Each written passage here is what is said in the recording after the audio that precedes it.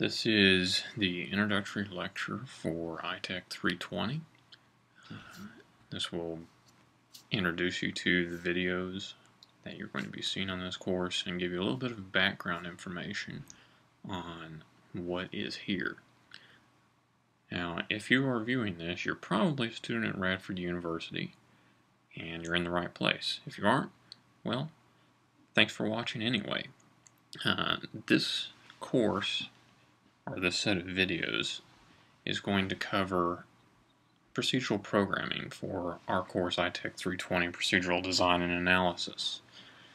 And roughly what we're going to be doing is hopefully welcoming you to the course and the material, going through a little bit about what all is going to be there, and then in our next video we'll be going into the first steps with the Ada programming language itself.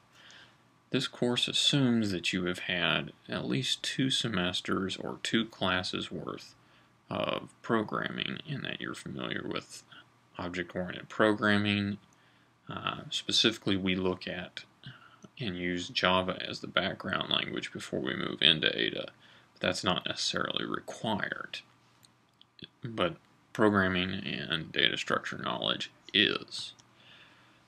A little bit about the course itself. Lectures are going to be on Thursday nights from 5:30 to 8:30, I believe. And I'm not going to spend all 3 hours just talking. Hopefully, most of the time is going to be spent with interactive demonstrations. We'll be able to have reasonable communications through this. If you are available during the day, my office hours are from 2 to 3 p.m.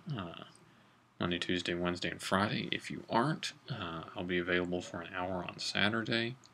And the way I'm going to have those work is I'll show up at 7 o'clock. If nobody shows up within 10 minutes, I'll log off. Otherwise, I'll be there to answer your questions. And you can reach me on Skype via ITEC RU. And if life happens and I'm not available on a Saturday evening, then you can log on Sunday from 3 to 4 for the alternate time in case something comes up. The website for the course, where you'll find really all the information for it, is radford.edu/AARay. So let's take a look at that. So really, the link you're going to be interested in is right here.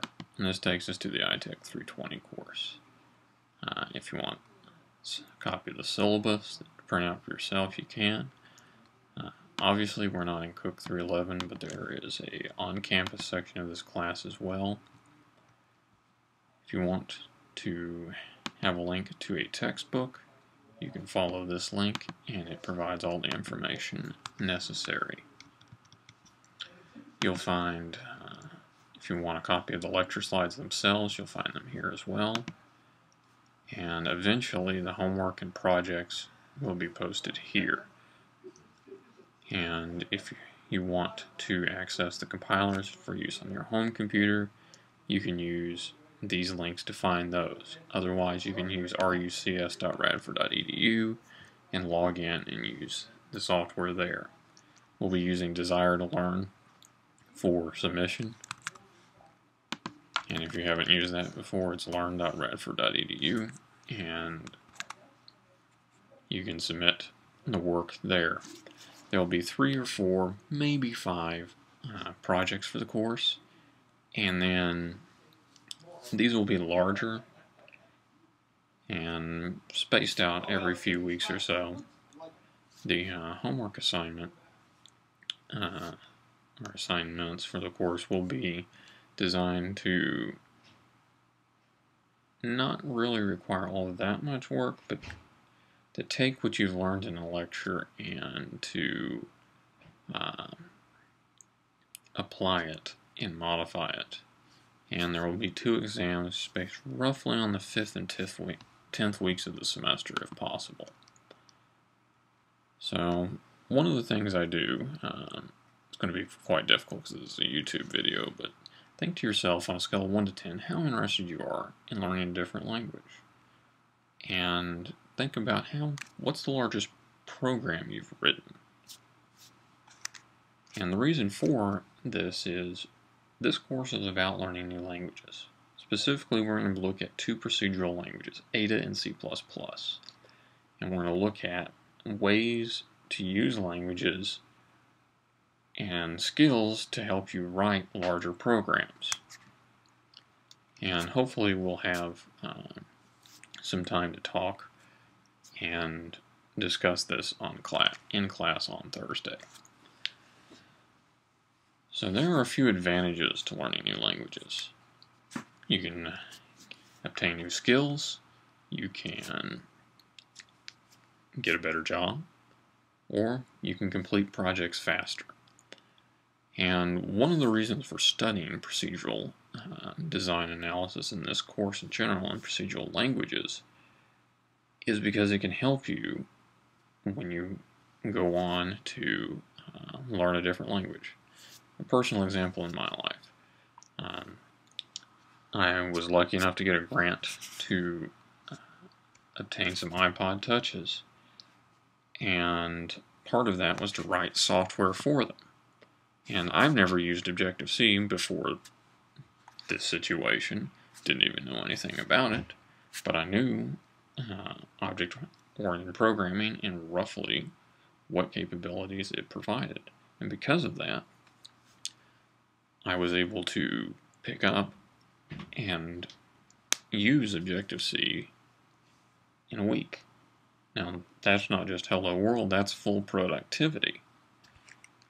And by going through this course, you're going to take the step, or take a step towards being able to do that yourselves, because you're going to probably start focusing on a different paradigm of programming than you're used to currently. At least at Radford, we start off using an object-oriented programming approach, and this is a procedural approach. So now, let's start thinking about our first language, Ada. Let's get a little bit of background. So, in the 70s, the era of disco, dancing, and all sorts of fun times using technology,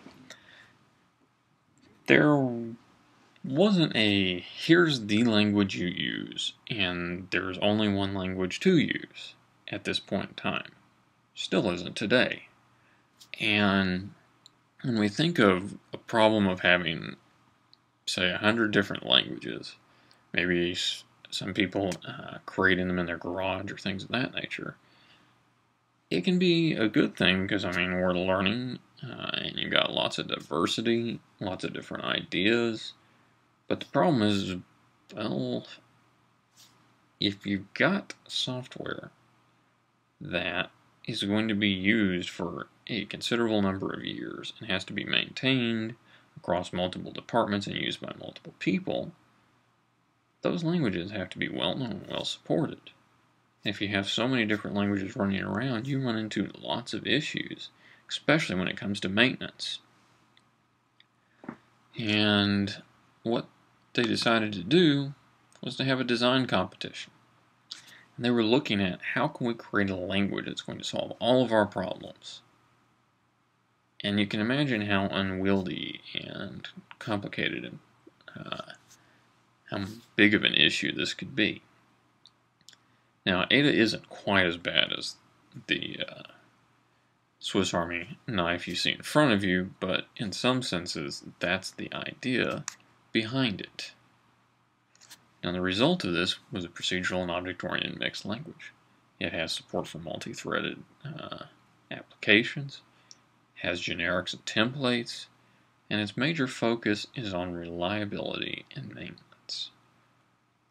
So they are concerned with software working the first time, the second time, and every time, and being able to go in and maintain and make changes over time as it's used. And part of this is the idea of readability over writability. So if you have to spend 15 more minutes typing, they don't care as long as what you type is more readable. For example, let's take this line of Perl.